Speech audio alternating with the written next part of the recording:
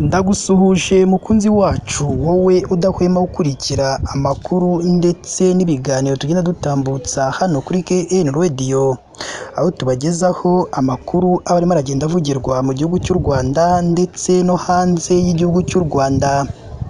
Abaturage batuye mu karere ka Rutsiro bakuriye ingofero inzego z'umutekano nyuma y'abantu bari barigize akaraha kava hehe, birirwa bakora ibikorwa bitemewe ariko baje gucakirwa bahita bajya kuryozwa ibyo bakoraga bitemewe n'amategeko y'u Rwanda.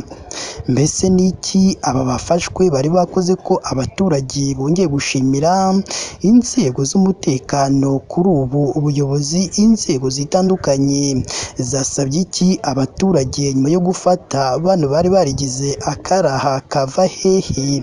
Ibi ndetse n'ibindi bigiye bitandukanye nibyo bikubiye mu makuru twaguteguriye uyu munsi. Icyakora icyo tugusaba ni kimwe gusa, ni uko wareba munsi y'iyi nkuru urabona ijambo subscribe cyangwa se abone, uhite ukandaho n'akazugira kaza nako ntugasige, nako uhite ugakandaho. Icyo gihe uzaba ushimangiye yuko ugiye kujya uba uwa mbere mu kubona amakuru ndetse n'ibiganiro tugenda dutambutsa hano kuri KN Radio. Reka twitse gatonya ubundi tuze tubavira imuzi n'umuzingo iby'ayo makuru akomeje kugarukwaho n'abantu benshi cyane hirya no hino mu bitangazamakuru bigiye bitandukanye bikorera hano mu gihugu cy'u Rwanda.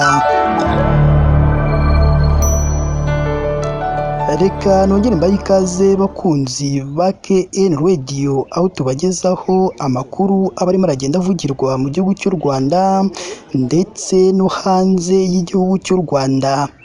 Abaturage batuye mu karere ka Rutsiro bongeye gushimira inzego z'umutekano nyuma y'uko hafashwe abagabo 9 bakekwaho gukora ibikorwa bitemewe n'amategeko y'u Rwanda. Kuri ubu abo bagabo bafungiwe kuri sitasiyo ya RIB ya Rusebeya mu karere ka Rutsiro, aho hafungiye abagabo 9 bakekwaho ubucukuzi bw'amabuye y'agaciro butemewe bakoreye mu birombe by'aho muri iyo mirenge irimo Manihira ndetse na Musebeya yo muri ako karere. Ubuyobozi bw'aka karere buvuga ko bwongeye kwihanangiriza abaturage kutishora muri ibyo bikorwa bitemewe kuko ibihano byabo biremereye. Amakuru kandi avuga ko bafatiwe mu ngo mu rukera rushyira kuri iyi tariki ya 14 Ukwakira 2024, nk'uko umugore w'umwe muri bo yabitangarije itangazamakuru. Yagize ati bageze mu rugo mu masaa 10 z'igitondo barakomanga, nditaba bambaza aho umugabo wanjye ari, amvuga ko aryamye, bambwira ko bamushaka, ndamubyutsa, ageze hanze numva bari kumubwira ngo nagende bamubaze ibyerekeranye n'amabuye y'agaciro we na bagenzi be bacukura batabyemerewe n'amategeko y'u Rwanda, ngo gusa naramutegereje ubundi amaso ahera mu kirere. Itangazamakuru rimubajije niba yemera koko umugabo we niba acukura ayo mabuye rwihishwa, yanze kugira icyo asubiza itangazamakuru. Ubundi avuga ko ubwo ari mu maboko y'ubuyobozi ibindi bizagaragara we ntacyo yabivugaho. Undi nawe witwa Turinabo Jean Paul, umuvandimwe w'undi muri abo bafashwe, yavuze ko umwana we yamuhamagaye amubwira ko se baje kumufata bavuga ko acukura amabuye y'agaciro mu buryo butemewe, ko babibwiwe na nyina ubwo bari babyutse. Yagize ati yamamagaye ambwira ko babyutse, nyina yababwiye ko se bamutwaye hafi saa 11 z'igitondo, nyina babwira ko se bamutwaye bavuga ko acukura amabuye y'agaciro muri biriya birombe agiye kwisobanura. Ntiyigeze agaruka. Dutegereje icyo ubuyobozi buzatangaza koko niba papa wabo yaratawe muri yombi azira gucukura amabuye y'agaciro mu buryo butemewe n'amategeko y'u Rwanda. Iyi nkuru kandi yanagarutsweho n'umuyobozi w'akarere ka Rutsiro wungirije ushinzwe iterambere ry'ubukungu Uwizeyimana Emmanuel, aho yemereye itangazamakuru ko ayo makuru avuga ko byakozwe ku bufatanye bw'inzego z'ibanze n'iz'umutekano nyuma yo kubona ko hari abishora muri ubwo bucukuzi bw'amabuye y'agaciro butemewe bakanangiza ibidukikije. Aha uyu muyobozi yagize ati nibyo bafashwe kuko twabanje kugenzura tunakurikije amakuru twahawe n'abaturage n'inzego z'ibanze, dusanga hari abo bagaragara muri ibyo bikorwa badashaka gukorana na kampani ziyacukura, hakaba n'abacukura aho ubuyobozi bwabakumiriye.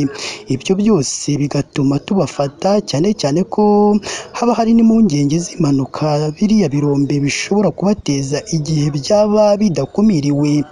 Uyu muyobozi kandi yabajijwe impamvu abona bakomeza kwishora muri ibyo bikorwa bibujijwe. Yasubije ko baba bashaka gukira vuba. Yagize ati impamvu ya mbere tubona ni iy'ababa bashaka gukira vuba baciye muri ubwo bucukuzi bunyuranyije n'amategeko y'u Rwanda. Iya kabiri ni iy'abadashaka gukora indi mirimo ibateza imbere bagashaka kujya muri ibyo bikorwa n'izindi, ariko natwe ntituborohera mu kubarwanya umunsi ku munsi. Uyu muyobozi kandi yavuze ko mu ngamba bafite zo guhagarika burundu ubucukuzi butemewe harimo ubukangurambaga no gusobanurira abaturage itegeko ribuhana, bagashishikarizwa gukora imirimo yindi iyi bakayireka cyangwa bakemera gukorana n'amakampani zicukura byemewe n'amategeko, bakanirinda gucukura ahakomwe nk'uko bamwe muri abo babitahuweho. Ikindi uyu muyobozi avuga ko giteye impungenge ni icy'abacukura nijoro kuko bene abo baba banitwaje intwaro gakondo. Gusa icyiza ni uko nubwo baba bazitwaje, iyo bavumbuwe biruka nta n'umwe ugerageza kurwanya inzego z'umutekano. Akanavuga ko abafatwa bajyanwa mu bigo ngororamuco kugororwa no kwigishwa, nubwo hari bake bongera kubifatirwamo baramaze kugororwa. Imirenge 7 kuri 13 igize akarere ka Rutsiro icukurwamo amabuye y'agaciro, nubwo hari kampani zishinzwe ibyo bikorwa.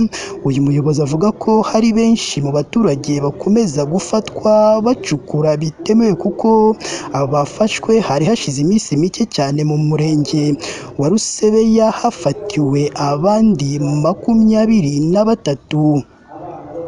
Tubibutse ko iyi yo ari KN Radio, ishakira urukumbi ry'amakuru yizewe mu Rwanda ndetse no hanze y'igihugu cy'u Rwanda.